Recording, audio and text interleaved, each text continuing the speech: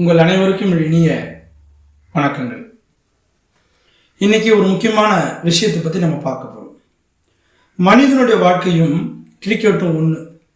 இப்போது ஒரு பேட்ஸ்மேன் வரான் அப்படின்னா அந்த பேட்ஸ்மேன் ஒவ்வொரு முறையும் அந்த பந்தை சந்திக்கும் போது எப்படியாவது ஒரு 6 அடிக்கணும், எப்படியாவது ஒரு 4 அடிக்கணும் அப்படின்னு ஒவ்வொரு பாலையுமே கஷ்டப்பட்டு அதை ஃபேஸ் பண்ணுறான். அப்படி தாங்க ஒரு மனுஷனுடைய வாழ்க்கையும் ஒவ்வொரு நாளுமே கஷ்டப்பட்டு நம்ம ஃபேஸ் பண்ணுறோம். ரெண்டாவதாக அவனுக்கு துணையாக ஆப்போசிட்டில் ஒரு ஆள் இருப்பான். அந்த ஆள் யாருன்னா ரன்னர். அவன் இவன் அடித்த உடனே ஓடி வரும்போது இவன் கூட ஓடுவான். சில நேரங்களில் இவனால் கூட அவன் அவுட் ஆகிடுவான். அந்த மாதிரி நம்ம கூட ஓடி வரவங்களால கூட அவுட் ஆகிறான். அந்த மாதிரி மனிதனுடைய வாழ்க்கையில் அப்படி தாங்க.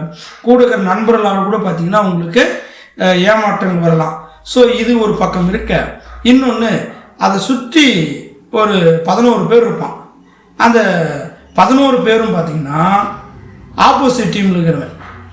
அவனும் என்ன பண்ணுவான்னா, நீங்கள் அடிக்கும்போது அவன் அந்த பாலை பிடிச்சிட்டான்னு அவுட்டுன்றோம். அந்த மாதிரி மனிதனுடைய வாழ்க்கையில் நம்மளை கஷ்டப்படுத்துறதுக்குன்னே ஒரு கூட்டம் சுற்றிட்டே இருக்கும். ஸோ அது ஒரு பக்கம்.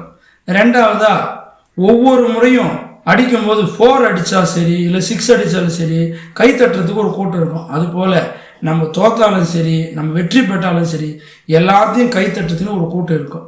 ஸோ இப்படி ஒவ்வொரு விஷயங்களும் பார்த்தீங்கன்னா மனிதனுடைய வாழ்க்கையோடு ஒப்பிட்டு பாருங்கள். கிரிக்கெட்டும் மனுஷனும் ஒன்றுங்க.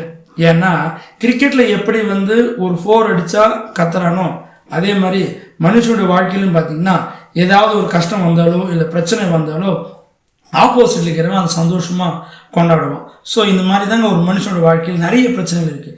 ஸோ நம்ம எல்லாத்தையுமே விளையாட்டாக எடுத்துக்கணும். அதாவது கஷ்டங்கள் வந்தாலும் சரி இல்லை மகிழ்ச்சியாக சரி விளையாட்டை எடுத்துக்கிற மாதிரி வாழ்க்கையும் ஒரு விளையாட்டு தான் என்பதை இந்த கதையின் மூலமாக உங்களுக்கு புரியும்.